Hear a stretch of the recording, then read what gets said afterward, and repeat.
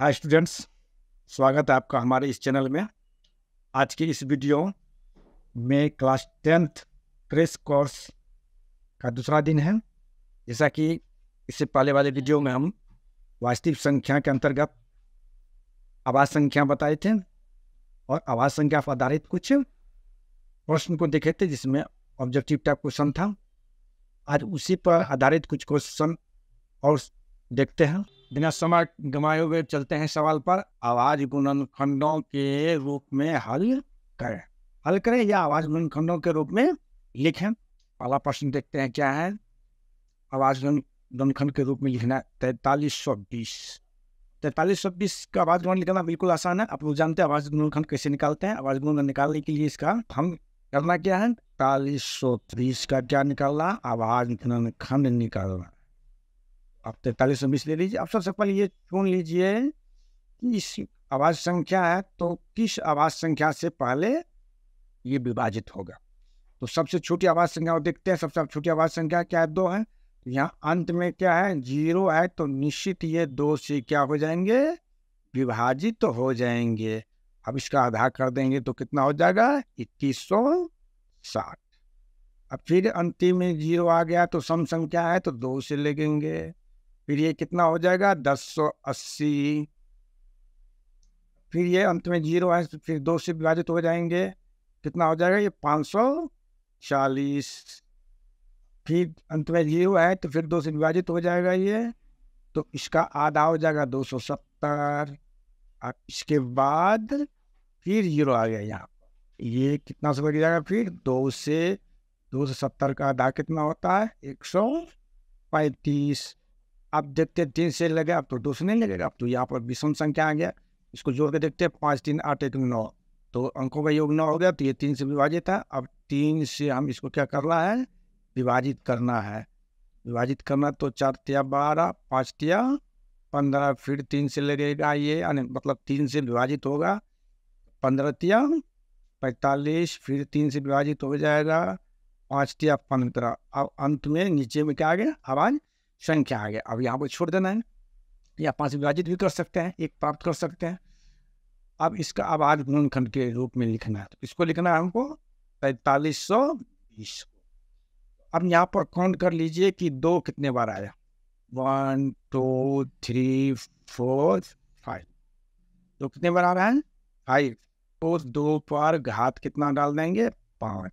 अब 3 को काउंट कर लेते हैं, कितना है, 1 2 3। तो यहाँ पर 3 पर पावर कितना हो जाएंगे, 3। 5 कितने बार है, 1 बार है। 5 को सिर्फ सिंगल 5 भी लिख सकते हैं या घात भी दर्शा सकते हैं। तो ये हो गया इसका आवाज गुणनखंड के रूप में लिखना है या हल। उम्मीद है कि आप इस प्रश्न को समझ गए होंगे। अब उसी तरह से हम 1760 का भी हम निकाल सकते हैं, इसको भी निकाल सकते हैं। आप इसका रिवाइज कर लेंगे। इसी तरह और सारे सवाल हैं। 1760 है, इसका भी हम आवाज गुणनखंड इस तरह से निकाल सकते हैं। 140 का भी निकाल सकते हैं। 5005 इसका भी निकाल सकते हैं। चलिए हम 4 नंबर का सवाल है, 5000। इसका भी क्या ज्ञात करना है हमको, आवाज गुणनखंड ज्ञात करना है। एलसीएम लेते हैं, एलसीएम विधि से बनाते हैं हम लोग। तो सबसे पहले देखिए यहाँ 5 5 10 यानी 3 से विभाजित होगा ना, या 2 से विभाजित होगा। तो किससे विभाजित होगा, ये 5 से। तो 10 बचे 50 0 5। अब 1 1 2 3 से विभाजित तो नहीं होगा। अब इसको किससे विभाजित करेंगे हम, ना 5 से लगेगा, 7 से। 7 कम 7 21 7 3 30 हुआ, 7 चौका 28। इसके बाद 2 आया, 1 7 21। अब देखिए कितना से लगेंगे, ये 4 3 7 1 8। अब ये 11 से विभाजित होगा। तो 11 इकाई 11 उत्तरा 3 11 33। अब इसका आवाज गुणनखंड कितना हो गया, 5 कितना बार है, 1 ही बार है। 7 कितना बार है, 1 ही बार है। 11 कितना बार है, 1 ही बार है। 13 कितना बार है, 1 ही बार। तो इसका आवाज गुणनखंड हो गया 5 गुना 7 गुना 11 गुना 13। ये आवाज, इसमें आप घात भी दर्शा सकते हैं, 1 लिख सकते हैं, 1 लिख सकते हैं, नहीं भी लिख सकते हैं। तो क्या अकेला सिंगल तो सिंगल है ही है, डाल भी सकते हैं और नहीं भी डाल सकते हैं। ये हो गया आवाज गुणनखंड के रूप में ऐसे आप इसको सॉल्व कर सकते हैं। उसी तरह इसका भी आप हल कर सकते हैं। उम्मीद है आप लोग जरूर इसका कोशिश कीजिएगा। अब चलिए फिर आगे प्रश्न देखते हैं क्या है। प्रश्न है 23,750। कितना? 23,750 से क्या निकालना है? प्रश्न है 23,750 का 5 का अधिकतम घात ज्ञात की। यहाँ पर होना चाहिए 5 का 7,750 का 5 का अधिकतम घात ज्ञात करें। 5 का अधिकतम घात ज्ञात करें। अब कितना का अधिकतम घात ज्ञात करना किसमें? 23,750 का अभाज्य गुणनखंड निकालना है। इसमें 5 का क्या ज्ञात करना? अधिकतम घात प्राप्त करना। इसके लिए आपको करना क्या पड़ेगा? इसके लिए आपको 23,750 का अभाज्य गुणनखंड ज्ञात करना। यानी जो भी सवाल है, इस सब अभाज्य गुणनखंड पर भी आधारित सवाल है। अब करना क्या है? 23,750 का अभाज्य गुणनखंड ज्ञात कर लेते हैं।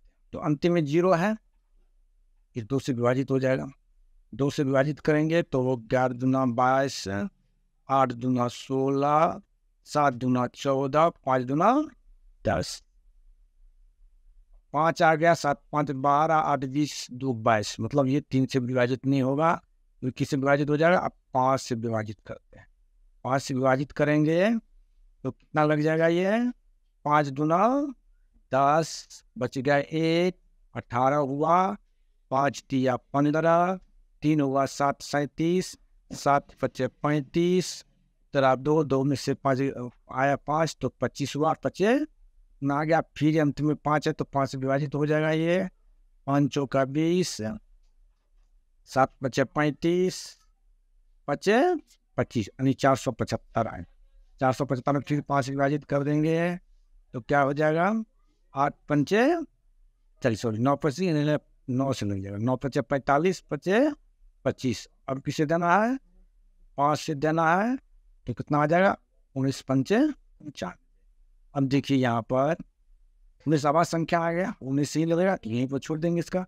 अब इसका आवाज गुणनखंड क्या प्राप्त हुआ हमको? 23,750 का आवाज गुणनखंड प्राप्त हुआ। और देखिए 2 कितने बार? 2 एक बार है तो 2 का पावर कितना हो जाएगा? 1। 5 कितने बार है? 1 2 3 4। तो 5 पर घात कितना हो जाएगा? 4। अब गुना 19 कितने बार है? 1 बार। अब देखिए हमको सवाल क्या है? 23,750 का में 5 का अधिकतम घात ज्ञात करना है। का अधिकतम घात ज्ञात करना। 23,750 में 5 का अधिकतम घात ज्ञात करें तो इसमें 5 को देखना है। 5 है यहाँ पर, 5 ने आवाज गुणनखंड में 5 कितने बार आया? 4 बार। मतलब इसका घात कितना है? 4 है। तो 5 का अधिकतम घात कितना है? 4। आपका ये आंसर आ गया। 5 का अधिकतम घात 4 है। अब नेक्स्ट सवाल पर देखते हैं। नेक्स्ट सवाल क्या है? अब नेक्स्ट सवाल है 136 के अभाज्य गुणनखंड में 2 का घातांक क्या? वही सेम सवाल है, उसी तरह से इसका भी निकालना है। 136 में मतलब 136 का आवाज गुणनखंड में 2 का घात, मतलब 136 के जो आवाज गुणनखंड में 2 आता है उस पर घातांक कितना, मतलब घात कितना होता है, पावर क्या है, उसको लिखना है। चलिए हम 136 का निकाल लेते हैं। 136 का निकालते हैं तो ये 2 से विभाजित हो जाएगा। 6 दूना 12, 8 दूना 16, फिर 2 से विभाजित हो जाएगा। 3 दूना 6, 4 दूना 8, फिर 2 से विभाजित हो जाएगा। ये 17 दूना 34। 2 कितने बार है? 3 बार। 17 कितने बार? 1 बार। तो 2 का घात कितना आ जाएगा? 3 और 17 1। तो हमको लिखना प्रश्न क्या है? प्रश्न है 2 का घातांक। हमको 2 का घातांक देखना है। तो 2 का घातांक कितना आ गया? तो 2 का घातांक कितना है? यानी इस पर घात कितना है? 3 है। तो 2 का घातांक हो गया 3। इसका ये आपका सॉल्व हो गया। इस तरह से हम और सारे सवाल को हम सॉल्व कर सकते हैं। तो इस टाइप का प्रश्न जो है कई बार बोर्ड एग्जाम में पूछा गया है। ये नहीं कहते ये सवाल पूछने वाले हैं, वो पूछ भी सकता और नहीं भी पूछ सकता, लेकिन इस टाइप का क्वेश्चन रहता है। इसको रिवाइज करना अनिवार्य है, इसको लिखिए, कोशिश कीजिए। अब फिर अब आगे नेक्स्ट क्वेश्चन पर चलते हैं। क्या है क्वेश्चन? अब है स्वाभाज्य संख्या। स्वाभाज्य संख्या, इस पर आधारित कई बार बोर्ड एग्जाम में प्रश्न पूछा गया है। उम्मीद है 2025 बोर्ड एग्जाम में ये सवाल, मतलब इस पर आधारित सवाल पूछ सकता है। उसको अंग्रेजी क्या कहते हैं? वो प्राइम नंबर। क्या कहते हैं? वो प्राइम नंबर, स्वाभाज्य। अब इसका पहले डिफिनेशन जान लेते हैं क्या है। तो डिफिनेशन क्या होता है उसको हम जान लेते हैं। इसका डिफिनेशन है, दो संख्याएं जिनका उभयनिष्ठ गुणनखंड केवल दो हो। यहाँ पर किसको याद रखने की बात है, इसको ध्यान दीजिए। क्या है? दो संख्याएं जिनका उभयनिष्ठ गुणनखंड केवल क्या है? एक हो। क्या हो? एक हो। गुणनखंड केवल कितना हो? एक हो। गुणनखंड केवल कितना हो? एक हो। तो दो संख्या जिनका उभयनिष्ठ गुणनखंड केवल एक हो, तो उन दोनों संख्याओं को स्वाभाज्य संख्या, क्या कहते हैं? स्वाभाज्य संख्या कहते हैं। चलिए देखते हैं इसका कुछ उदाहरण देखते हैं। इसका नंबर एक क्या है? 8 और 15। अब इसको हमको जांच करना है कि 8 और 15 स्वाभाज्य है या नहीं। तो स्वाभाज्य है या नहीं, इसके लिए क्या करना पड़ेगा? सबसे पहले आप 8 का गुणनखंड प्राप्त कर लीजिए। तो 8 गुणनखंड किससे लगेगा? 8 किसी विभाजित होगा 1 से, 2 से, 4 से और 8 से। आप 15 का निकालिए। 15 भी 1 से, 3 से, 5 से और स्वयं से। अब देखिए दोनों में उभयनिष्ठ चुनिए, मतलब दोनों में कौन गुणनखंड मिलता है। अब देखिए 2 है यहाँ, यहाँ 2 नहीं है। 4 है, यहाँ इसमें 4 नहीं है। 8 है, इसमें 8 नहीं है, मतलब 2 भिन्न भिन्न। एकमात्र संख्या जो मिल रहा है ये वह मिल रहा है हमको, क्या? 1 और दोनों में कौन मिल रहा है? 1। इसका उभयनिष्ठ गुणनखंड क्या है? 1 है। इस दोनों का उभयनिष्ठ गुणनखंड क्या है? 1 है। दोनों का उभयनिष्ठ गुणनखंड क्या है? 1 है। 8 और 15 का गुणनखंड कितना है? ऐसा तो वही कह रहा है, दो संख्या जिनका उभयनिष्ठ गुणनखंड केवल 1 हो। केवल 1 हो, तो यहाँ तो वही प्राप्त हो रहा है। 8 और 15 का उभयनिष्ठ गुणन कितना प्राप्त हो रहा है? 1 हो रहा है। इसलिए ये क्या है? स्वाभाज्य संख्या। उसी तरह से 4 और 5 का हम उभयनिष्ठ गुणनखंड निकालेंगे तो 1 ही होगा, क्योंकि 4 में भी 1 से लग जाएगा, 5 में भी 1 से लगेगा, और किस संख्या से भाग लेंगे ना, दोनों उभयनिष्ठ गुणनखंड 1 हो जाएगा। अब 13 और 19 है, इसमें भी उभयनिष्ठ गुणनखंड कितना होगा? 1 ही होगा। 13 इकाई 13, 13 19 1 लग जाएगा, तो उभयनिष्ठ गुणनखंड क्या हो जाएगा? 1 ही हो जाएगा, और किस संख्या से दोनों विभाजित नहीं हो। तो ये भी क्या है? स्वाभाज्य संख्या। याद रखने योग्य बातें हैं। क्या याद रखना है आपको? याद रखना है आपको 2 स्वाभाज्य संख्याओं का मौसम, मतलब एचसीएफ कितना होता है? 1 होता है। कितना होता है? 1 होता है। याद रखिएगा कि 2 स्वाभाज्य संख्या का मौसम एचसीएफ 1 होता है। यस, वह करने योग्य बात है कि वो याद रखिए आप इसको। मतलब कहने का 2 संख्या पर जब मौसम भी निकालेंगे, अगर 1 निकल जाएगा तो समझ जाइए वो क्या है? स्वाभाज्य संख्या है। किसी भी संख्या से निकालिए, जैसे हम यहाँ पर 8 और 15 को उदाहरण दिए थे। 8 और किसका? 15 का उदाहरण दिए थे, बताए थे। उसमें आप भाग दे के देखिए इसको, और क्या कहते हैं, एचसीएफ निकाल के देखिए। कितना से? 1 से लगाएंगे, 7 से 7 जाएगा। आप 7 से फिर 8 में देंगे, 1 विभाजित हो जाएगा 1 से, तो 7 एक आ गया। अब एक से ये पूर्ण से विभाजित हो जाएगा, 0 एक्सिस पर किससे विभाजित हुआ, एक से, मतलब दोनों का एचसीएफ कितना है, दोनों का एचसीएफ कितना निकल गया, एक। कितना निकल गया, एक। इसलिए इस तरह से भी आप जांच कर सकते हैं कि सहआवाज है या नहीं है। तो 8 और 15 क्या है, सहआवाज संख्या है। ये क्या है, नेक्स्ट है टॉपिक सहआवाज। सहआवाज संख्याओं पर आधारित पूछे जाने वाले प्रश्न। इस पर आधारित पूछे वाले प्रश्न क्या पूछने वाले प्रश्न है, चलिए आगे देखते हैं क्या है प्रश्न। 1 नंबर है, 1 नंबर क्या है, निम्न में से सहआवाजी संख्याओं का युग्म है। ठीक है, बार बार जब एक चीज पर आधारित प्रश्न होता है तो होता है क्या है कि आप क्रम से पढ़ते हैं तो आप रिवाइज करने में आपको आसान होता है। ऑप्शन है यहाँ पर A, B, C 4 ऑप्शन है। आप पहले ऑप्शन एक को चेक कर लेते हैं कि सहआवाज है कि नहीं है। तो यहाँ पर कितना है, 14 और 35 दो संख्या है।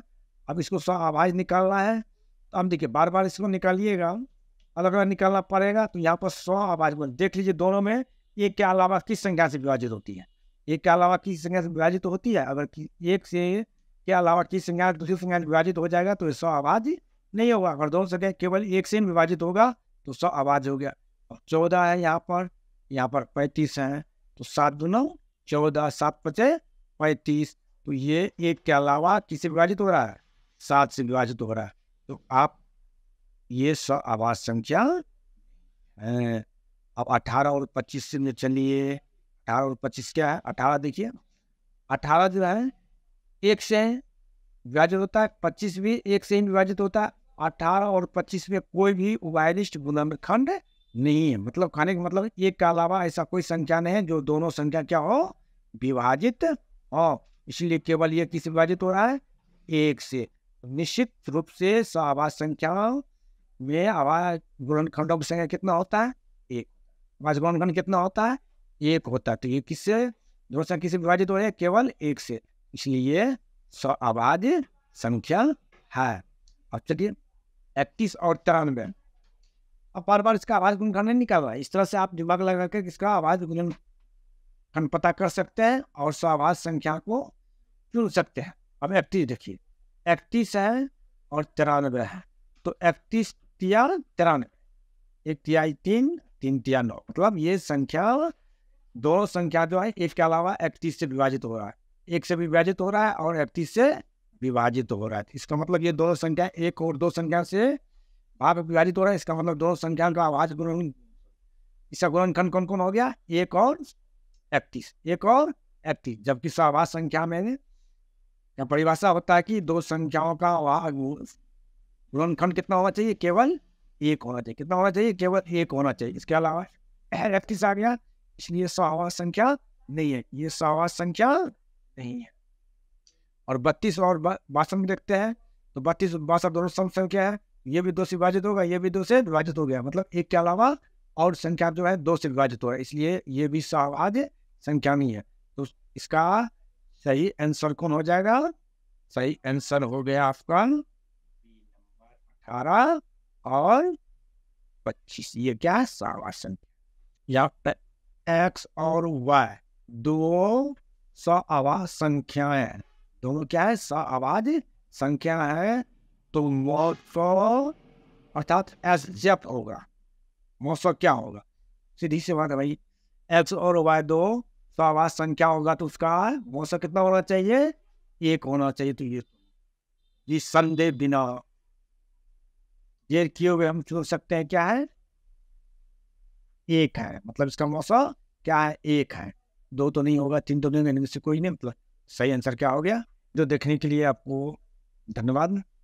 अगर आपको ये वीडियो अच्छा लगे तो ज़रूर आप इसको सब्सक्राइब और लाइक कर दीजिएगा।